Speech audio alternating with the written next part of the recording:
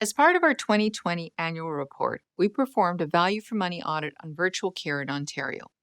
Virtual care, often called telemedicine, is a non-traditional way of delivering healthcare services remotely using telephone or video visits.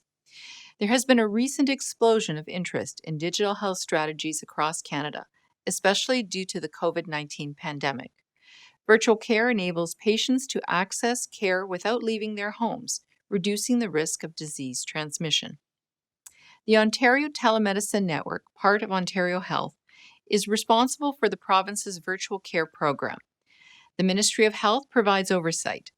Ministry expenditures on physician billing for virtual care increased almost 400%, from $18 million to $90 million between 2014-15 and 2019-20. This does not include billings for virtual care using temporary arrangements introduced in mid-March 2020 during COVID-19.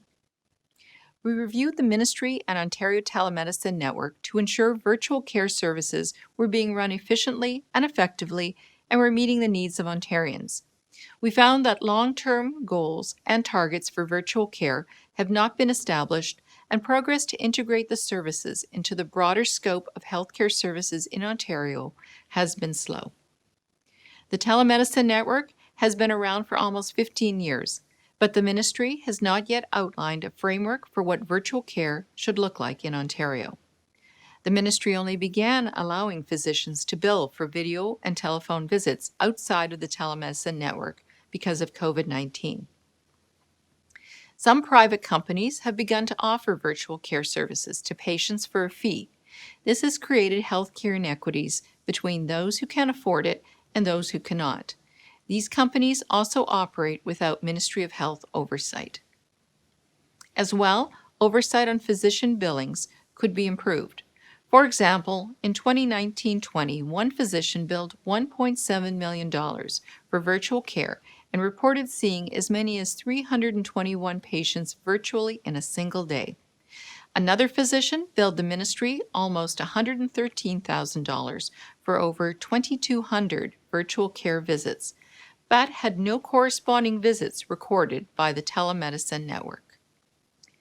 This report contains 13 recommendations consisting of 28 actions, including study virtual care delivery models in other jurisdictions to determine whether the telemedicine network's role should be changed given the evolution of virtual care.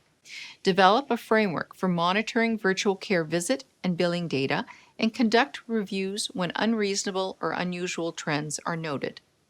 Review physician delivery and billing for virtual care to expand the availability of virtual care options. Revisit virtual care strategy in light of COVID-19 and identify long-term targets. And conduct a comprehensive analysis of virtual care usage and costs during the pandemic and decide whether the temporary changes should be made permanent.